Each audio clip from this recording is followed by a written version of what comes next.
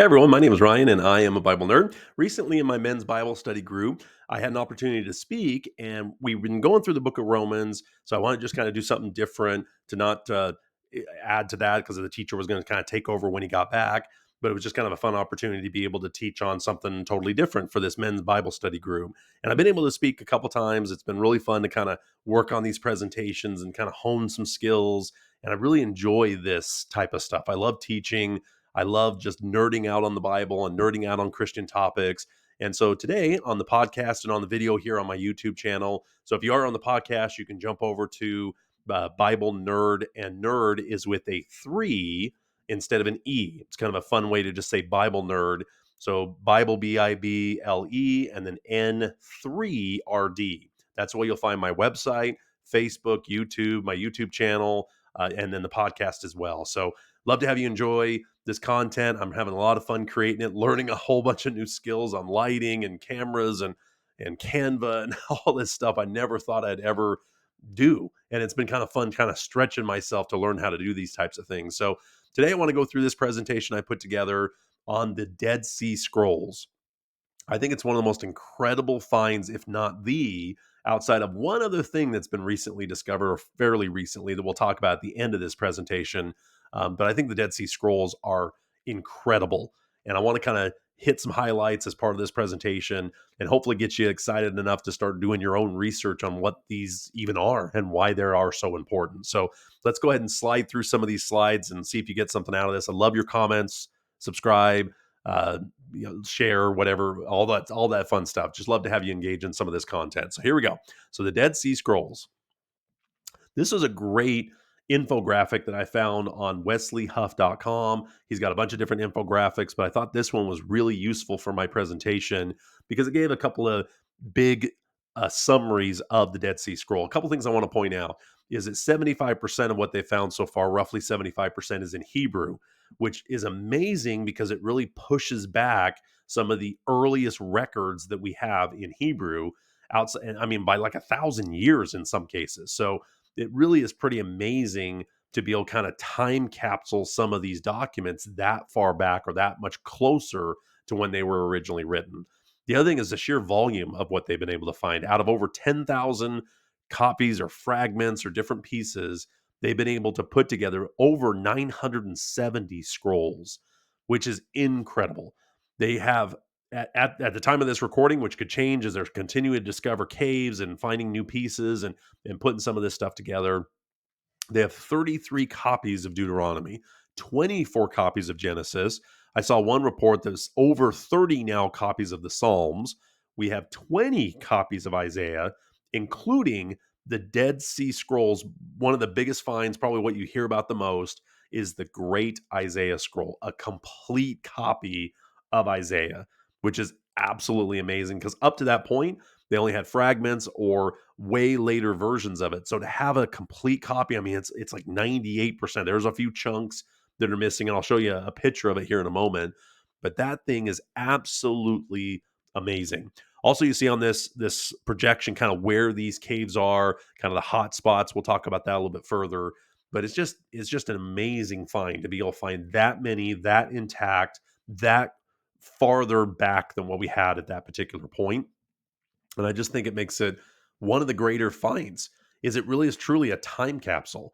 The Dead Sea Scrolls were found around 1946, and then they weren't really released. They weren't really even cared about all that much until in the 1990s because they were still kind of figuring out what do they have here. And there's even a record, and you can dig into a little bit further of a museum or professors didn't really care all that much. And as they started finding more and realizing what they had outside of Jerusalem here at this particular location, it really started to bring a lot more scholars involved, and they started researching it more and more.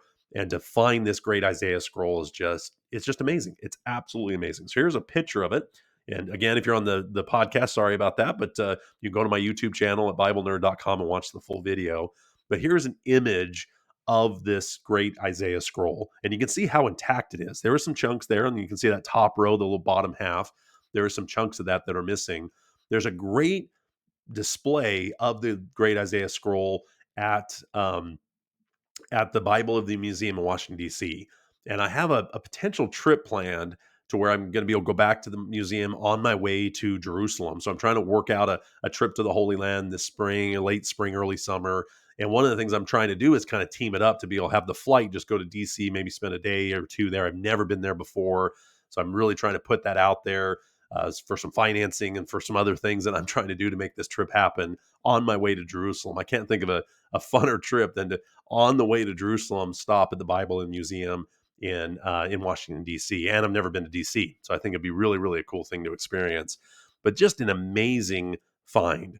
Now, I believe the Great Isaiah Scroll is actually stored now in Jerusalem. It's stored in a very climate controlled in the basement of a museum, very well protected, and just it's very fragile, of course. And so they're really trying to keep this thing intact because it is just an amazing find. And what makes it so amazing as well is how accurate it is and how amazing the translation effort of the Masoretics and Septuagint, those types of things, to these original writings. Now, this is in Hebrew where the Septuagint is in Greek, but it gives you a chance to see after if something's in the ground for 1,000 years of all the schisms and councils and popes and kings and all this stuff couldn't affect that thing. It's been in the dirt for those 1,000 years before the writings, and even longer, all the way to 1946. So it really gives you a sense of how accurate is it. And it's amazingly accurate. Is there some differences? Sure.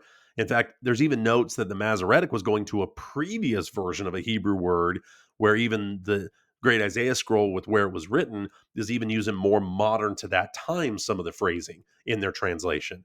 But is it dramatically off? No. You would think that if the scribes were corrupt in the Middle Ages or later on, that they were influenced by a king or a pope or a council or a theology, it would work its way into those translations. And it's amazing how that narrative falls short with this find and why it is such an instrumental find and gives you such a respect for those people that were dedicating all the time to make sure it was right. There's such an emphasis and such an importance on transcribing it correctly. Now, is there going to be errors? There's going to be things. Yes, there's still human nature involved. But I think we in our Western world, we're susceptible to this idea of elephant phone, where as soon as it passes from one to the next to the next to the next, then it just by the time it gets all the way to the end, it's not the original.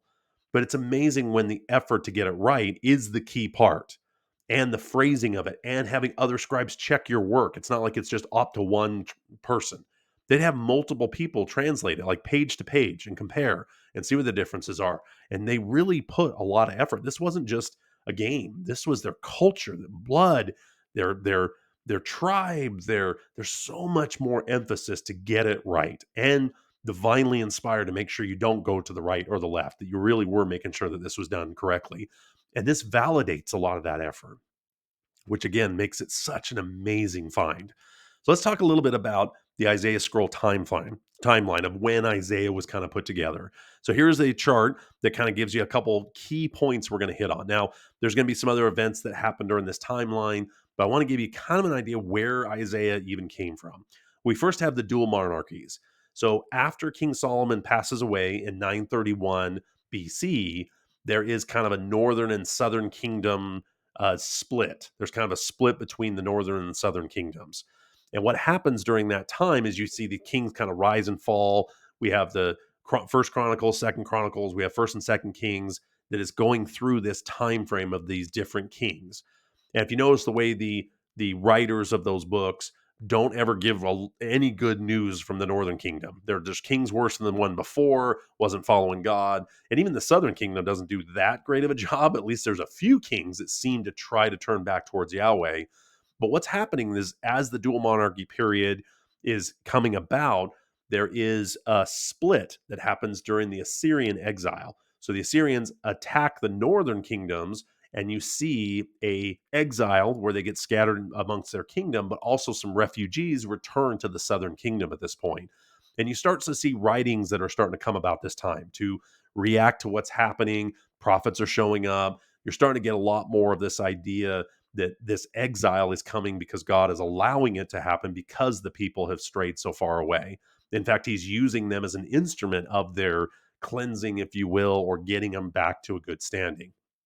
You see during Josiah's reign that there's even a revival, if you will, where they discover a Deuteronomy scroll. find out how far off they've gotten with pagan worship, even at the temple. And there really is a revival to get everybody back to a good standing with Yahweh, with their God. But it's a little too late. And what happens after that is the big bad Babylonians show up in 856 and not only destroy the southern kingdom, but also destroy the temple. And this is where you'll see that first temple period. And the reason why that's so important is the writings and the things that are happening during that time are really influenced by what's happening during these exile periods, especially the Babylonians. In fact, the Babylonian Empire becomes kind of an archetype of all the evil world empires. Even Rome is known as kind of the next Babylon, is way they look at the events that led to these exiles and how it's such a crucial part of getting their stories actually start to getting written down. So you see a lot of writings start to increase, or the effort to maintain, collect, start to put together what we'll eventually call the Old Testament, the Hebrew scriptures. So much of it is starting during these periods. And then, of course, you've got the Persian rule after the Babylonian exile where they're allowed to return. This is where the temple gets rebuilt. You have a ton more writings, or at least an effort to put them together and collect them into stories like Judges and some of these other things, the Psalms, all start really getting collected during this exile return under the Persian Empire. And then eventually you're going to have the Greek rule. You're going to have a short period where they gain some independence before the Romans show up. But a lot of that, and that becomes kind of the second temple period is what it's known about. So Isaiah is really during a lot of this time frame. Isaiah himself was alive during that first Assyrian Empire collapse, and he was foretelling and prophesying that these events were going to start to happen, which is really where you get chapters 1 through 39. It's what's really known as closest to the writings of actual Isaiah. And then the next chapters, you get a better breakdown of the other periods that are part of these exile periods. So the book of Isaiah is not all Isaiah. It's actually going to be broken into 3 sections in what most scribes and most scholars believe happened during that time. And so you start seeing all this fulfillment of prophecy, and what they start to label is what he was saying, and then the next wave of how they interpret what was happening with the Babylonian Empire. And that's where you have verses or chapters 40 through 55 really shifts the focus on this liberation of Israel from the Babylonian captivity, framing it as another Exodus type story. I mean, there's probably not another event within the Jewish culture up to that time, especially, that had more of a meaning. I mean, the Exodus story is crucial with the Ten Commandments, with the Passover festivals. I mean, there's so many things that are, and so many remembrances that go back to Torah, back to the Exodus story. And I would say the Babylonian Empire, their exile, the fact that their temple gets destroyed, really is singed into their belief system, and the fact of how far away they had fallen, that their God had literally left the temple. Yahweh had literally left in prophecies and things like that, and that how this was supposed to be a way to return. Then chapters 56 to 66 address the issues about this post-exile period. And you really see the focus of the theme shift to the temple, Sabbath observance. This concept of salvation is really deep through 55, or chapters 56 through 66. But you really get a feeling as you read Isaiah, there really is kind of these 3 sections that are different times of the history of Israel. And I think it's important to know, many people don't realize that there's kind of 3 different writers or 3 different sets of writers that happen to do with Isaiah, and why it's such an important scroll. I mean, it is encapsulating a huge part of the Israelite culture, and why finding that scroll is absolutely amazing, especially all intact to what we see today. So then, the book of Isaiah invites readers to reflect on themes of judgment, of hope, and of restoration. I think that's really what you see in Isaiah, and it's just an absolute beautiful work. But knowing kind of the time frame of why it was written, when it was written, who wrote it, I think just gives you a fuller understanding of why it is such an important find and why it's still such an important book on the Old Testament scriptures. All right. So let's talk a little bit about the origins of Qumran. So Qumran is where the Dead Sea Scrolls were found, and it's most likely a sect called the Essenes. So about 135 BCE, a community of devout and educated Jews moved into this abandoned area that was likely a 7th century settlement that might have been known as the city of Salt or Shechem, that is mentioned in the book of Joshua, chapter 15, verses 61 and 62. So they believe there might be a connection between that. And you can see that Greek influence was really starting to pop up around the area during this time. And groups were starting to be formed known as the Sadducees, the Pharisees. You had the Zealots, or what they Romans would call the dagger men, the really, really zealous to the point where they were trying to cause all kinds of revolts. And then you have the Essenes. Now, there's other groups, Hasmoneans, Maccabees. I mean, there's a lot of things that are going on during this time frame, but there's really these big groups that were starting to be formed. And the Essenes are most likely the ones that settled this Qumran area. And what they did is they wanted to be away from maybe the main city centers. They weren't kind of in line with what was happening with the Sadducees that were really trying to line themselves up with the Roman Empire. And during the Hasmonean Empire, they were kind of lost their priestly positions because the Hasmoneans kind of came in and removed them of their high priest and kind of made the king and the high priest the same thing. So they kind of felt like there's a lot of tension that was happening with them. So they kind of moved out of the city centers because they lived a lot more of a monk type style of life. And so they didn't mind being more isolated and away from the Roman influence, the Sadducees, the Greeks. They really were trying to stay away from that. They weren't as open to the Roman occupation as maybe even the Sadducees were, or that Greek influence that was happening. And they really did follow a very strict sense of following the law of Moses, other than maybe the temple worship. They felt that maybe that had drifted too far away, especially under the second temple period, that it still was corrupt. And they just didn't feel like it was actually what was originally intended for temple worship. But as far as everything else, they were very strict on following the law of Moses, very strict on Sabbath and purity rituals. And so during about 68 AD, there was a big revolt that was happening against the Jewish and what's known as kind of the Jewish Russian or Russian, the Jewish Roman War from 66 to about 73 CE.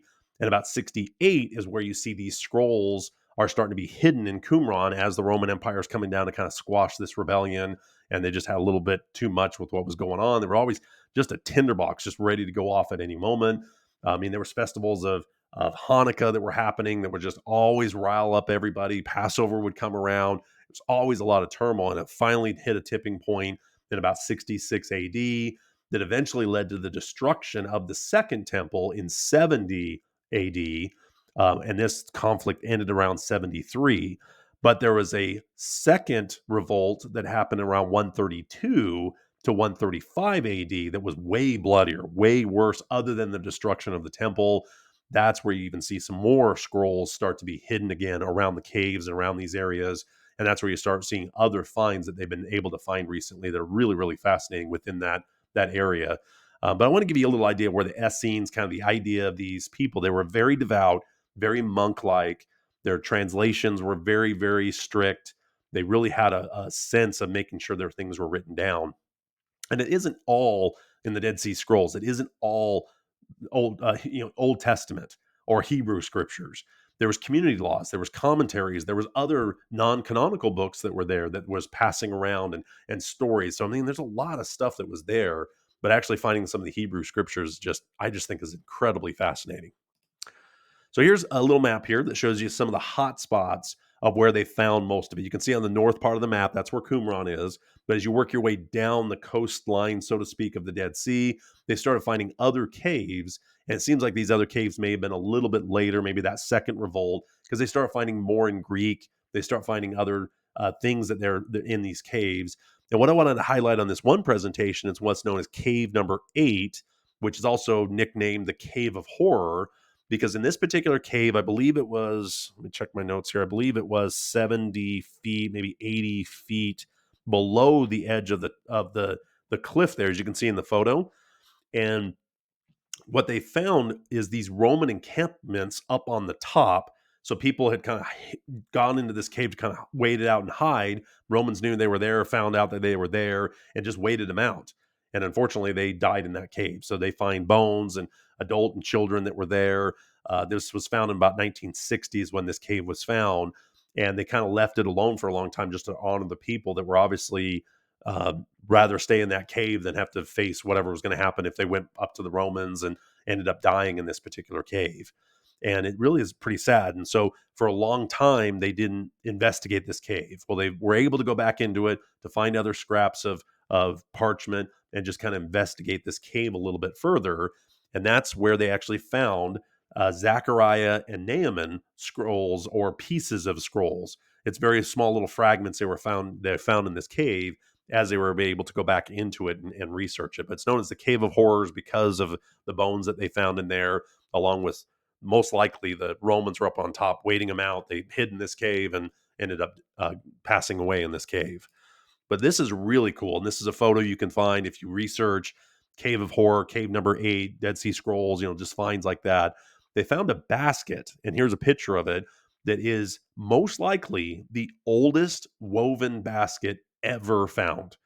And it is, I mean, it predates anything else of this era, because most things get to a certain point where it starts changing to clay pots and things like that. So I actually found a woven basket this old and this big and this intact is absolutely fascinating outside of biblical stuff, because this predates even the people that passed away in the cave. This predates that by a long shot. So this cave is obviously used for other things as people were using caves to maintain food or that type of thing. So there probably was food in this basket. It was kind of stored and then buried to be able to kind of preserve it. And they actually found soil on the inside. I think they're going to get it tested. I didn't see what they found may have been in the basket, if they were able to figure out if it was fruit or whatever was in it. But it doesn't look like it was maintained for scrolls. I mean, it really predates that. So this is an incredible find outside of biblical scholarship or anything with Hebrew scriptures or the promised land or any of that type of stuff. Predates it by a long ways. They're really saying this could be the oldest basket ever found. That is just absolutely fascinating. So last, I want to end with this. This is known as the Megiddo Mosaic. This find is outside of the Dead Sea Scrolls, but I think between the Dead Sea Scrolls and this is some of the most incredible finds when it comes to biblical, especially in Christianity, when it comes to this. So you'll see this is a mosaic they found underneath a prison. So they had this prison in Israel that they were going to expand. And as they started to dig up their area to be able to expand this prison, they found this mosaic that was painstakingly preserved. Like, whoever tried to hide this from whatever Romans, whatever was happening during that time, they made a big effort to try to preserve this. Hopefully, maybe in the way they were hoping to be able to come back and maybe be able to bring it back up and continue to use it as maybe the earliest church for the Christians. So this mosaic floor is amazing, because most of the churches were inside of other houses and things like that, where this looks like it may have been specifically built for religious services. And what it really is unique about it, in a couple different things, it has the person who paid for it or commissioned this floor, this mosaic floor. It actually is a centurion that looks like he paid for this to be built, and it even has the artist's name on it, which is pretty rare. Even though the other mosaics don't usually have the artist named on there. I think there's, for my research, on maybe only 100 they've found so far, of all the ones that are out there, actually have the artist's name on it. There might be signed, there might be some sort of stamp, there might be something that people know, okay, that was we don't even know who that artist is, but at least we see that stamp or something about it, like a signature, if you will. This actually has his name, which is really, really rare. The other thing that makes it really cool is it says they worshiped Jesus as God. This pushes back the earliest time that the early Christians noticed or had this idea that Jesus was God. It pushes it back by a long ways. I mean, you have the Nicene creeds and that type of stuff that were forming in 325 that were kind of out there, but this pushes that back even further, closer and closer to the actual events, which I think is just incredible. This Trinitarian idea was not just a modern concept, if you will. It wasn't something just created by that council. It predates it to the point where they were building a mosaic floor in tribute to Jesus as God. So it really does push back. What did the early Christians think? Now, obviously, the Jewish people had an issue with it because they kept trying to kill Jesus for claiming to be more than just a man. And that's one of the things that has schismed and transformed our church throughout the very beginning. I mean, that's the biggest thing that we wrestle with, is who is Jesus in relation to the Father and the Holy Spirit. I mean, that Trinitarian idea has caused denominations, schisms, different ways to interpret that, the relationship between the Son and the Father and the Holy Spirit, and is Jesus God in the flesh? I mean, there's all kinds of debate about that. I mean, that's probably the biggest reason that there's differences between denominations, or between Muslims and Christians and Jews and Christians. I mean, that it really is a fundamental difference. And it's fascinating to see we have an actual piece of archaeology that pushes the date back to when the earliest people of this following of this group were having those thoughts that Jesus was God. Also, I want to point out on this photo here is this idea of the fish. So you can see on this slide, it's got the kind of IX, kind of a zero Y, and kind of an E shape. That was the Greek word for fish. And what you saw is very early on, the Christians didn't use a cross as part of their stories. They used these fish because of that famous story of the fish and the bread and feeding the 5,000. That was a major fundamental story that was passed around. A lot of people were a part of it. So that was really how it kind of started. You even have these icons of a fish symbol that they would use to point to where the Christians were, or where their meeting house was going to be, or if you were followers, and kind of almost an underground railroad kind of thing where you could know, okay, the Christians are over there, they're over here. So the fish became kind of this symbol that they even would change the words of fish as another way of kind of underground railroad kind of thing of what that actually meant. Because there are a lot of places were these fish places. So fish were common. So it's kind of a hiding in plain sight kind of thing. This idea that this is where the Christians are. This is where they're meeting. There's those ones that are meeting. It's pretty interesting to see that fish was like Jesus Christ, God, Son, Savior. That's what those letters were kind of as a way to abbreviate basically the Christians and what they believed. Very, very, very early on. So to see the fish icons on this mosaic floor is incredible. It just pushes back again what the early followers of this movement thought they were following, and who they were following, and what the stories meant, even to them very early on, and how the development of Trinitarian concepts started to evolve and names started getting put to these concepts. So I think this find is absolutely incredible. In fact, at the BibleStudy Museum, they have this mosaic floor that they brought over to the display. And I think they're going to be doing it through the end of July this year of 2025. And so another reason I'm really trying to get there, not only to be able to go to the museum, I just really want to, ever since it's been open, it's been kind of one of my bucket list things. And now to team it up with this trip to the Holy Land, I think is going to be incredible, especially while this is still there. And I think after July, it goes back to Jerusalem, back to where it was found, or they'll probably preserve it some way near where it was found, or something like that. I'm not sure. I don't know if I saw anything about that, but I think it's just these finds are just incredible. I love nerding out on this. I love talking about this stuff. If you want to engage, please comment, like, subscribe. Let me know what I got right, what I got wrong. We zip through that pretty quickly. And it's obviously a little a little different when you're doing it on like a video here than I'm doing in like a face-to-face with somebody. But I just love this stuff. Don't you guys just love this stuff? Isn't it great? And this find, along with Dead Sea Scrolls, to me really validates a few things that I've struggled with, or that the culture I was raised in kind of struggled with, is the idea that some of this stuff was corrupted, that we don't have originals, or that we have false or faked or corrupted, or I don't know why it's so easy in our culture to kind of fall for some of those narratives because of the elephant phone concept. You know, that idea that if a scroll went from this guy to this king to this pope to this Orthodox, whatever, Catholic, whatever, Protestant, whatever, kings and all this kind of stuff, that by the time I get this Bible, where is it? By the time I get this wonderful document or collection of documents, that somehow corrupt, that it's missing what the original authors intended. And the more that I've studied, the more I look at these finds, the more I look at the work it takes to get this into English and into my hand, the more reliable I have found it. And the more they're not trying to hide when there is a word or a phrase or something that's only used once in the entire Bible, and they're trying to figure out, okay, what does that mean? But there's so many technologies available. There's so many apps available where you compare translation. You can see what they're trying to tell you, and they're not trying to hide it. I don't feel like there's this major conspiracy or corruption that they're trying to do some sort of false narrative. Now, there are some translations out there that really get a lot more interpretive. They get really kind of out there with what they're trying to get it into English.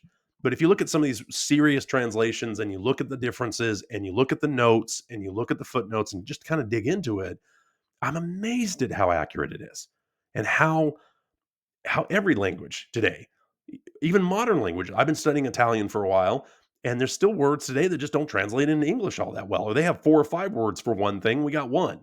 And yet they had a lot of different words. So trying to get it word for word sometimes wouldn't make sense. So sometimes you have to have a kind of thought for thought so you get the idea, the paraphrase, the metaphor they were trying to draw on. And there's so many things that are just hyperlinked to the culture that if you only do word for word, you're going to miss it. But if you get phrase for phrase or thought for thought, or what did it mean to an Israelite when they heard that phrase? Just like if I said, beam me up, Scotty, some of you might know what that means. There's a context with that, or the dog ate my homework. Well, that doesn't make a lot of sense if you're an Israelite or somebody on a different continent. So it's amazing how accurate this is. And I want you to know that if you think this is corrupt, now, whether you believe the events, that's a whole different story. That's where faith starts to kick in, interpretation. But as far as getting what they wrote into my hands in English, this is amazingly reliable, like divinely reliable. Then the work really comes into, do you believe what it even says? Do you believe the witnesses? Do you believe what it says? That's a whole different thing. That's where religion kicks in. That's where some faith kicks in. But as far as knowing that this is the Bible is accurate and true and written down correctly and translated correctly, I don't think there's any doubt. There's no doubt. Anyway, got on a little bit of a soapbox there, but I love this stuff. I think it's so cool. I love the opportunity to talk about it. I'm trying to get better at all this stuff, presenting. I'm getting more opportunities to speak at my church. I want more opportunities. I'm going to try to hone my skills here a little bit. But if you have an opportunity, if you need somebody to speak at one of your events, if you have a church gathering or something and need somebody to talk about Bible stuff, I'd love to talk to you about other presentations I put together. And obviously, it's a little different when it's on a podcast or a video. I mean, when I'm live in front of a crowd, it's going to be a little bit different presentation, but I just love doing this stuff. So if you need help with that, please reach out. If you want me to come to your church, talk about it, I'd love to have that opportunity to just expand on these concepts. I've got all kinds of different stuff I can show you. But anyway, we'll keep putting the content out. I love your feedback. Like, subscribe, comment, and we'll see you next time. Hope you have a wonderful day.